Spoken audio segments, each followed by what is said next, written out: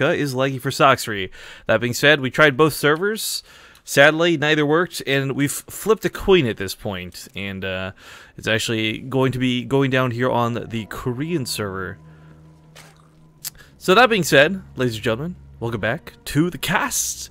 We're actually starting it off now to address the question really quick, where is Zombie Grub? I will once again state that she will ideally be joining us a little bit later if this goes on long enough. However, until then, I am solo casting.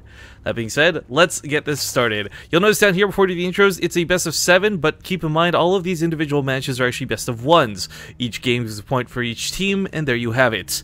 Spawning here on the bottom left corner of the map, it's going to be the blue Zerg player from mYi. Well, it's Sacsri, who we just got to see a lot of last night, actually, especially in a ZVZ series versus Axiom's Impact. But more on that in a moment, because his opponent in the top right, representing yoeFW Wolves, it's going to be Ian. And oh my god, I just realized that, like, the eyes in yoeFW Wolves, okay, they're like, you know, a wolf's eyes or whatever, right? But they're also the Y for yoeFW Wolves! Oh my god! Oh! Oh! I love these things. Okay, sorry, maybe that's not actually the case, but that's a happy coincidence. Now, last night, for a group stage in the ASL Prime series, Sacsri and Impact were one of the first matches that played, and we got a good look at Sacsri's ZVZ. Two things were revealed. One is that he's willing to be cheesy. He's really willing to be cheesy. Secondly, his macro is superb. That being said, he sadly did lose to Impact and ultimately ended up following him second in the group. But Sacsri's a pretty solid player all around. He's one of the probably my favorite pickups for mYi. Very quick to get some results after joining the team as well. But as far as lag issues goes, I've been updated that since the other Taiwanese players that will be playing today play both against Cyril and Kane, North America will be the default server no matter what. So this awkwardness that was the kickoff to this series, to the entire match today, it is exclusive to this matchup only. As the other matches are either Korea versus Korea, or it's Korea versus Europe or Korea NA. So either way, NA is going to be the default server. Now, we didn't have early pulls come down out of either players. We do have gases at relatively similar timings. Ian's gas is a little bit ahead of Sacsri's, but as he's not exactly cutting drones for Zerglings just yet, I don't think we have to worry. But of course, this is where we keep an eye on that, you know, 7, 6, however long. It's actually more like 5 to 6 minute timing. I think you have a completely different matchup. 5 to 6 minute timing where you cut drones and start just going for a big ling all in. This map doesn't have the same dynamics that it does in other matchups. In a mirror matchup, I don't think you really fret about the back rocks as much. You don't have to worry about the third bases as dynamically. And, well, we'll see just how good versus bad this goes. I kind of feel for Sacsri just because I got to see a little bit of him already. I'm kind of cheering for him in that regard. The yoeFW Wolves players in general aren't really seen too much. You, of course, see partying all over the place recently. He's playing just about every damn tournament, including the upcoming Fragment Masters qualifiers, which he's actually wanting to go to bed very quick so he can wake up in order to play in them.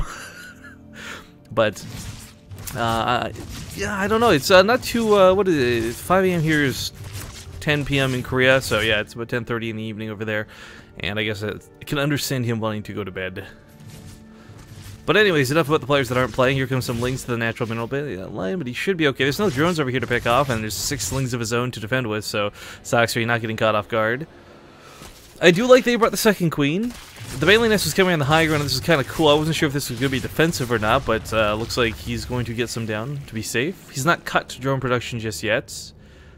Ian, that is, pardon me, but looks like the last drones, yeah, there we go. Just a heavier flood of lings coming in after this, but he has gone back to droning. He's recognized and seen those banelings in the natural and decided, hey, you know what, wasting my time on an all-in would not be worth it. He's already had in drones by a decent amount. He's going to try and get a little bit more.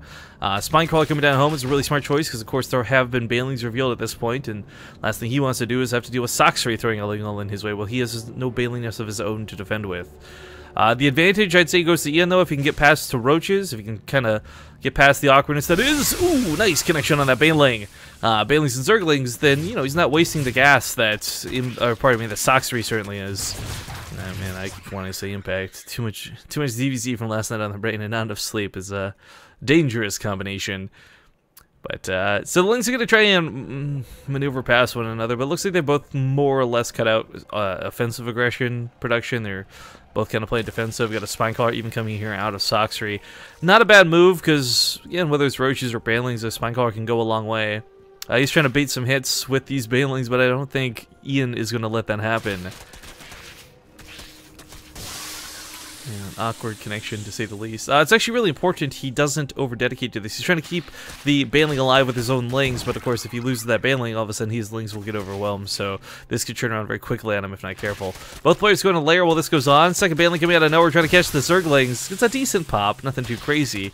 And you might be asking yourself, like, what's the point? Who cares? They're just Zerglings. They're not going to end the game. That's less than 10. What damage can they do? Well, they will be able to cut out, gut, and keep a third base from going down, and that's what's kind of key here for both sides. While Sacsri's not exactly on the other side of the map with his own Lings, the threat is still present there for Ian as well. And of course, both players are going to want to get a third base at some point.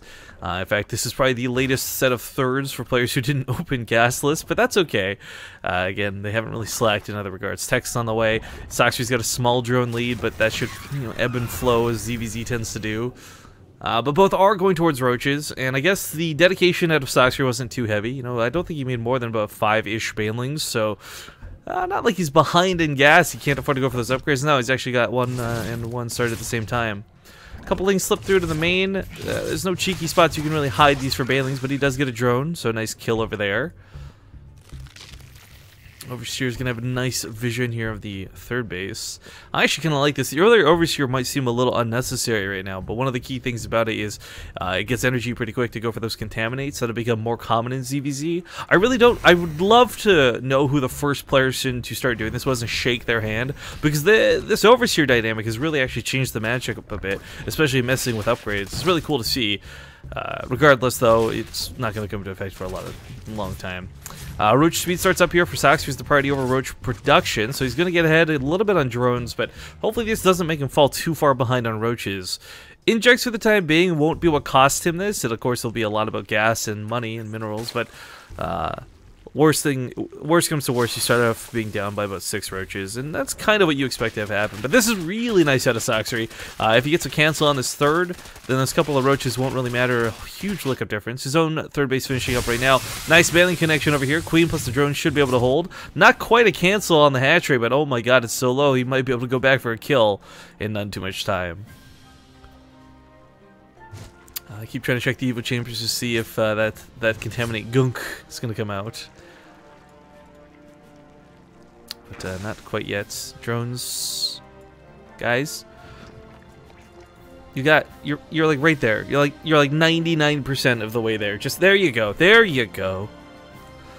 Roaches are hunting for the Lings that were running around earlier too. I mean, it's a little unfortunate these got caught, because if Sacsri had been able to keep these here, he could have turned them into Banelings and rolled into Ian's mineral line. But cost for cost, I mean, it's not too bad to lose a couple Lings if they do get caught out of position like that.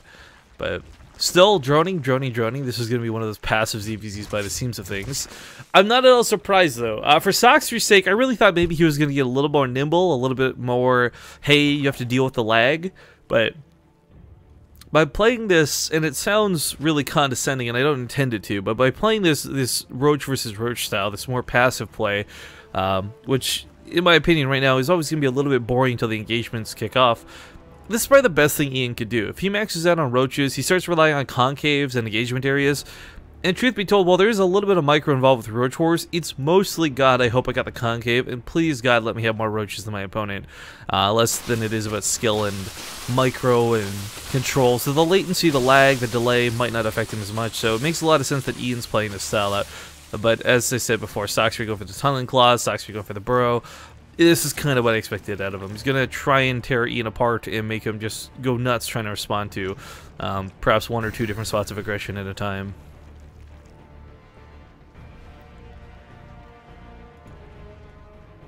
But Ian is actually really late to the Roach speed. I didn't even catch that till just now. This is there's almost silly amounts of late to get Roach speed. Even if he tears down the rocks and pushes through to chase Sacsri, Sacsri actually can just disengage any fight. A small oversight out of Ian, I'm sure, to have +2 finishing up almost before Roach speed's done, but again, with him playing the more passive style, this isn't exactly what I would call devastating. he wasn't looking to push out on the map anyways. He's really hoping that Impact, or not Impact, Sacsri would come to him. It's a bit on the tip of my tongue, and I keep trying not to say it. Guys, turns out I got a crush on Impact. No, I think I really did get no sleep last night. Anyway, Spinecrawler is repositioned by a couple of... Ooh. That's more than a couple. I imagine he'll probably put 4 off to the natural, maybe? No, he's going heavy. He's hitting hard in the main. Kills this queen right away. That's going to screw with Injax. Did those Baneleys go off from earlier? I was really looking for the drone kills. Looks like they just attempted to go off, but... yeah, the Roach War is going to go so much better for Ian on this side of the map, so, I don't know, Sacsri may just want to disengage. No, just focuses down the hatchery, snipes it off. Main base has been withdrawn. Not a lot of drones have died, but the layer might go down if he's not careful. Roaches are causing a lot of distress here for Ian. However, the retaliation... Sacsri doesn't have the roach count of his opponent, sitting on 26 versus 48, so no matter what damage he does here in the main, it won't matter if he loses the game to this counter push. He's going to try and knock down the rocks to buy himself some time. This is such a cool move. Oh, I like this move. I like this move a lot, but we'll see if it's enough. Drones were pulled with this. He's pulling the boys, ladies and gentlemen. Spine crawlers, queens, everything on my. Sacsri is going to have to deal with the full might and force of what Ian is sending at him. And Ian is bringing a lot. It's a lot of roaches, but he's been able to bridge that gap in the downtime. Spinecrawler's adding a lot of extra damage to the fight. Even picks off one of the roaches. Queen's a little bit late to the party. Transfuse is not available. And that roach count is starting to snowball for Ian, because keep in mind, Sacsri's got so much on the other side of the map. However, it comes down to a straight-up base trade, which is not often seen, if ever, in a ZVZ, but this might be the case. Spinecrawler's going to try and burrow, and this is not Sacsri trying to build a Spinecrawler. This is Ian trying to root his own down.